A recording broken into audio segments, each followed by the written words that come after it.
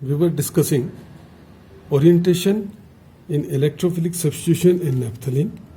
And in the last video we discussed that the electrophilic substitution reaction will take place more at alpha position, and in some cases it may take place on beta position also.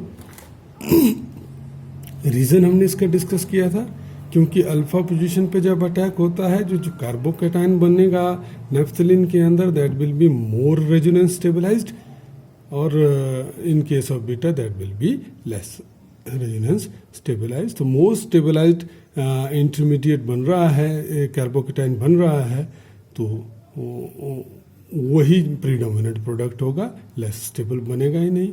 Rare cases में बनेगा, जैसे sulphonation का case है. आज हम discuss करेंगे कि जब हमने सल्फोनेशन पढ़ी थी इलेक्ट्रोफिलिक सब्स्टिट्यूशन में, तो हमने देखा था कि अगर लो टेम्परेचर लिया हो 345 से 355 केल्विन के बीच में, तो सल्फोनिक एसिड ग्रुप लगता है एट अल्फा पोजीशन, और अगर हाई टेम्परेचर लिया हो तो ये लगता है एट बीटा पोजीशन. अब ये टेम्परेचर का फर्क है, effect of temperature in orientation in sulphonation. देखिए बाकी जो इलेक्ट्रोफिलिक सब्स्टिट्यूशन है, जैसे नाइट्रेशन है, हेलोजिनेशन है, फ्रीडम क्राफ्ट एल्काइलेशन है, एल्काइलेशन है, उसमें वो जो रिएक्शन है वो इरिवर्सिबल है, एक ही प्रोडक्ट बनेगा अल्फा. लेकिन यहाँ पे जब सल्फोनेशन की बात होती है तो ये रिएक्शन जो है वो क्या है, रिवर्सिबल है, सल्फोनेशन का रिएक्शन. अब दो प्रोडक्ट पॉसिबल हैं, beta naphthalene sulphonic acid, alpha naphthalene sulphonic acid. अभी दो प्रोडक्ट का आपस में तो कंपैरिजन होगा कि इनमें दो में ज्यादा स्टेबल कौन है. हालांकि फेवरेबल बनना इसका है एट लो टेम्परेचर, क्योंकि इसका जो जब यहाँ पे ये अटैक करेगा तो जो कार्बोकेटाइन इसमें बनेगा वो ज़्यादा स्टेबल होगा, ये लेस स्टेबल होगा. अगर तो टेम्परेचर कम है तो बीटा वाला अटैक ही नहीं होगा, कार्बोकेटाइन ही नहीं बनेगा, तो यही प्रोडक्ट बनेगा. लेकिन जब हाई टेम्परेचर होगा तब ये देखा जाएगा कि अटैक बीटा पे भी है, अल्फा पे भी है. बीटा का जो प्रोडक्ट है वो थर्मोडायनामिकली ज्यादा स्टेबल है, that is more stable then alpha product. और एक बार ये बन गया तो ये रिवर्सिबल रिएक्शन में जाने के चांस कम है. ये तो बनता रहेगा लेकिन इसके रिवर्सिबल रिएक्शन में जाने के चांस भी ज्यादा है, क्योंकि ये अनस्टेबल है प्रोडक्ट और ये क्या है, स्टेबल. सो लो टेम्परेचर पे इसका कार्बोकेटाइन ज़्यादा स्टेबल है. जब अल्फा पे अटैक होता है तो अल्फा प्रोडक्ट ही बनेगा, बीटा नहीं बनेगा. हाई टेम्परेचर पे अनस्टेबल कैटाइन जरूर बन जाएगा लेकिन प्रोडक्ट ज़्यादा स्टेबल बनेगा. अब हाई टेम्परेचर पे रिवर्सिबल रिएक्शन होने के चांस किसके ज़्यादा है, जो कम स्टेबल है वो ज़्यादा रिएक्शन शो करेगा, जो ज़्यादा स्टेबल है वो कम रिएक्शन शो करेगा. सो हाई टेम्परेचर पे क्या होगा कि ये जो अनस्टेबल प्रोडक्ट है अल्फा, इसकी रिवर्सिबिलिटी ज़्यादा होगी, तो अल्फा प्रोडक्ट बनता रहेगा और वापस भी टूट के नेफ्थलीन बनाता रहेगा. बीटा प्रोडक्ट बेशक कम बनेगा लेकिन उसके रिवर्सिबल होने के चांसेस कम है रिएक्शन के. So at last you will only get beta product in predominance with a little of alpha. So ये था beta naphthalene sulphonic acid more thermodynamic stable than alpha. At low temperature, since alpha substitution is preferred,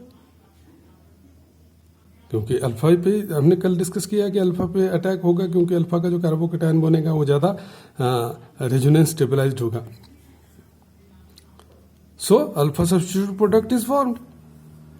अब बनेगा तो वही जिसका carbocation ज़्यादा stable, इसको बोलते हैं काइनेटिक कंट्रोल ऑफ रिएक्शन. अब दो प्रोडक्ट पॉसिबल हैं लेकिन बनेगा वो जिसका इंटरमीडिएट ज्यादा स्टेबल है, तो इसको काइनेटिक कंट्रोल इसको. लेकिन हाई टेम्परेचर पे स्थिति उल्टी हो गई, कंडीशन उल्टी हो गई, reversible reaction takes place, so less thermodynamically stable alpha product which will undergo reversible reaction to more extent than beta, hence beta is the predominant product. तो ये क्वेश्चन पूछा जा सकता है आपको, इसलिए मैं इसके ऊपर ज़्यादा वो दे रहा था। पूछने वाले ऐसे ही क्वेश्चन पूछते हैं रीजनिंग में कि भाई ऐसा क्या है कि बाकी सारी इलेक्ट्रोफिलिक सब्स्टिट्यूशन, चाहे नाइट्रेशन हो चाहे कोई और हो, उसमें अल्फा प्रोडक्ट ही होता है मेजर, बीटा बहुत कम बनता है। लेकिन सल्फोनेशन के केस में at low temperature no doubt alpha sulphonation होती है, लेकिन at high temperature beta sulphonation क्यों होती है? तो you will have to discuss all this things. तो दो चीजें आपको याद रखनी है कि at low temperature reaction is kinetically controlled, hence alpha product is formed. At high temperature reaction is thermodynamically controlled, so more thermodynamic stable product will be the major product. इतना भी अगर आप लिखेंगे तो आपका काम बन जाएगा। फिर आते हैं, ओरिएंटेशन ही डिस्कस कर रहे हैं। ये बोल रहा है कि नेफ्थलीन में ऑलरेडी कोई ग्रुप है, अब आप इलेक्ट्रोफिलिक सब्स्टिट्यूशन रिएक्शन करा रहे हैं, तो वो किस पोजीशन पे होगी? इस रिंग पे होगी कि इस रिंग पे होगी? अगर इस रिंग पे हुई तो कहाँ होगी? पोजीशन 2 पे होगी, पोजीशन 4 पे होगी। ये इस रिंग में हुई तो कहाँ होगी? तो ये बोल रहा है कि ये डिपेंड करता है कि ये ग्रुप कौन सा है। अगर इलेक्ट्रॉन रिलीजिंग ग्रुप है तो इसी रिंग में होगी जिसमें ग्रुप लगा है। अगर इलेक्ट्रॉन विड्रॉइंग ग्रुप है तो इस रिंग में होगी ही नहीं, तो दूसरे रिंग में होगी। अब देखिए, इलेक्ट्रॉन रिलीजिंग ग्रुप अगर इस पोजीशन अल्फा पोजीशन पे है तो मेजर प्रोडक्ट होगा आपका या तो सब्स्टिट्यूशन इलेक्ट्रोफिलिक या तो पोजीशन 4 पे होगी, और बहुत कम पोजीशन 2 पे भी हो सकती है। 4 इज प्रेफर्ड, क्यों? क्योंकि इसमें वो क्या बोलते हैं, स्टीरिक हिंड्रेंस कम होगा, तो जो प्रोडक्ट होगा that will be more stable. Beta पे अगर ग्रुप है ऑलरेडी, अब जो अगली सब्स्टिट्यूशन होगी और इलेक्ट्रॉन रिलीजिंग ग्रुप है, इलेक्ट्रॉन दे रहा है रिंग की तरफ को, तो इसके अल्फा पे होगी। इसके अल्फा पे 2 पोजीशन है, एक ये एक है, लेकिन इस पोजीशन पे होगी ओनली। क्यों होगी अभी डिस्कस करते हैं। पोजीशन नंबर 1 पे होगी। अगर 2 पे जी है तो पोजीशन नंबर 1 पे क्या होगी? सब्स्टिट्यूशन इसकी इस ग्रुप के अर्थों में। हालांकि इस ग्रुप के अर्थों में ये भी है, लेकिन यहां पे नहीं होगी। अभी डिस्कस करते हैं। देखिए, जब ये ग्रुप अल्फा पोजीशन पे है तो जब 4 पोजीशन पे अटैक करेगा इलेक्ट्रोफाइल, तो ये कार्बोकेटाइन बनेगा। इस कार्बोकेटाइन में पॉजिटिव चार्ज इस ग्रुप के साथ आ रहा है और ग्रुप इलेक्ट्रॉन रिलीज कर रहा है। लेस पॉजिटिव चार्ज करेगा, इसका पॉजिटिव चार्ज कम हो गया, it will be more stable. Less is the charge, more is the stability. Similarly अगर ये 2 पोजीशन पे अटैक करे यहाँ पे ई और एच, तो तब भी यही सेम स्थिति होती है, सेम सिचुएशन होती है। पॉजिटिव चार्ज जिस कार्बन के ऊपर है, जिसके साथ एक ग्रुप लगा हुआ है, यहाँ से इलेक्ट्रॉन इसकी तरफ को आ रहे हैं, इसलिए ये क्या हो गया? पॉजिटिव चार्ज की इंटेंसिटी कम हो गई। तो this carbocation is more stable. बाकी पोजीशन पे इसलिए नहीं होता क्योंकि पॉजिटिव चार्ज यहाँ पे नहीं आता इस रिंग में, और दूसरे रिंग पे अटैक इसलिए नहीं होता क्योंकि अगर दूसरे रिंग पे अटैक हुआ तो एरोमेटिक करैक्टर दूसरे का भी लॉस हो जाएगा, पहले का तो लॉस है ही है।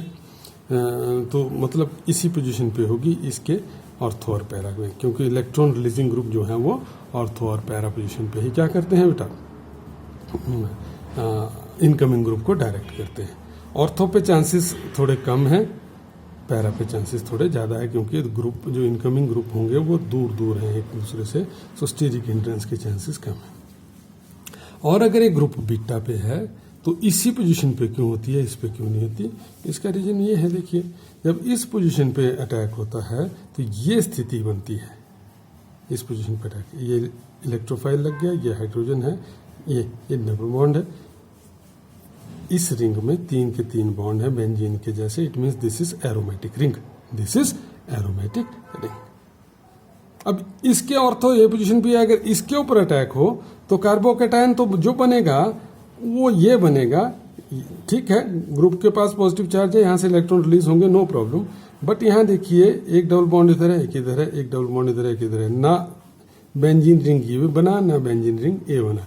इट मीन्स जिसमें बेंजीन रिंग है उसमें क्या है, रेजोनेंस स्टेबलाइजेशन क्या है उसमें, तो ये मोर स्टेबल है, ये लेस स्टेबल है कार्बोकैटायन, तो more stable carbocation, kinetic control आया अभी, more stable kinetic carbocation will be formed, that is why this product is preferred product, so substitution will take place only at position 1, not at position 3. Okay, तो ये था। और अगर electron withdrawing group ये नहीं है, इलेक्ट्रॉन रिलीजिंग ग्रुप ये नहीं है, इलेक्ट्रॉन विड्रॉइंग ग्रुप है, तो ग्रुप की नेचर के ऊपर डिपेंड करेगा। बट एक बात तय है कि इलेक्ट्रॉन विड्रॉइंग ग्रुप है तो सेम रिंग के ऊपर सब्स्टिट्यूशन होगी नहीं, नेक्स्ट रिंग के ऊपर होगी। अब एक ग्रुप अगर नाइट्रो ग्रुप है तो इस पोजीशन पे हो सकती है और इस पोजीशन पे भी हो सकती है, इसलिए मैंने वो पोजीशन मार्क की हुई, ये और ये। अगर ये क्लोरीन है तो ओनली इस पोजीशन पे ही होगी और किसी पोजीशन पे नहीं होगी। अगर ये अल्फा सल्फोनिक एसिड ग्रुप है तो इस पोजीशन और इस पोजीशन पे होगी, सेम रिंग पे नहीं होगी। अब अलग अलग ग्रुप है, अलग अलग प्रोडक्ट, अलग अलग साइट पे सब्स्टिट्यूशन, तो एक एक की अलग अलग से डिस्कस नहीं करी जा सकती। दैट इज वाई आपकी बुक में भी ऐसा ही लिखा हुआ है कि ये डिपेंड करता है कि कौन सा ग्रुप लगा हुआ है और कौन कौन सी पोजीशन पे क्यों आ रहा है, ये उस ग्रुप के ऊपर डिपेंड करता है। तो आपने वो ऐसे ही लिखना, आपने लिखना कि सेम रिंग के ऊपर जो है ये सब्स्टिट्यूशन नहीं होती, ग्रुप की नेचर के ऊपर डिपेंड करता है कि सब्स्टिट्यूशन कहाँ होगी। और एग्जांपल दे देने, if nitro group is present then it will take on this position और this position, if chlorine it only at this position, if sulphonation only this and this. अगर बीटा है, अगर बीटा पे SO3H है तो इस पे नहीं होगी, इस पे होगी या इस पे होगी। सो विद दिस नेफ्थलीन के बारे में हमने जो स्टडी करना था वो ओवर हो गया। नेक्स्ट वीडियो में अब हम डिस्कस करेंगे एंथ्रासीन के बारे में, the next polynuclear hydrocarbon. Okay, thank you.